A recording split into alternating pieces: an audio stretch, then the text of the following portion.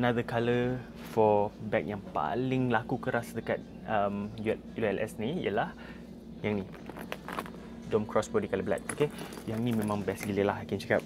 Dia memang very versatile.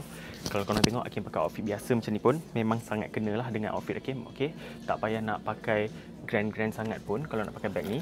Tapi kalau korang imagine korang pakai dengan dress ataupun pakai dengan shirts yang lagi kemas pun still lagi nampak cantik. Okay, sebab bag ni memang very versatile and Hakim suka sangat design dia. Nampak tak design dia macam pocket macam ni kan? Hakim tak tahulah kenapa tapi Hakim memang suka gila. So yang ni korang boleh letak apa-apa yang korang letak, tapi Hakim tak recommend korang letak benda-benda yang macam gelembung sangat sebab nanti akan rosakkan dia punya structure bag. Tapi bag ni menggunakan material cross grain leather. Okay, so leather macam ni, sorry, ni Saffiano leather, tapi leather macam ni jenis leather yang tahan lasak sikit. So dia bukan jenis senang patah lah ataupun senang damage atau kemek.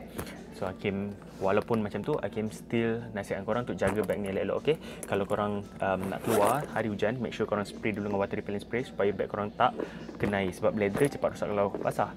And dalam dia simple je, nampak quite spacious. Korang boleh masukkan phone, wallet, kunci dan sebagainya semua dalam ni. And ada satu kompartmen kat sini untuk korang asingkan lah. Contoh kalau korang bawa kunci kan, tak nak kunci calakan korang punya barang-barang lain, asingkan kunci tu dekat bahagian poket ni. Okay, so itu saja pasal bag ni. And Hakim nak korang beli bag ni terus. Kalau korang nampak video ni, terus beli bag ni sebab Hakim jamin bag ni, sebab ni best seller kita.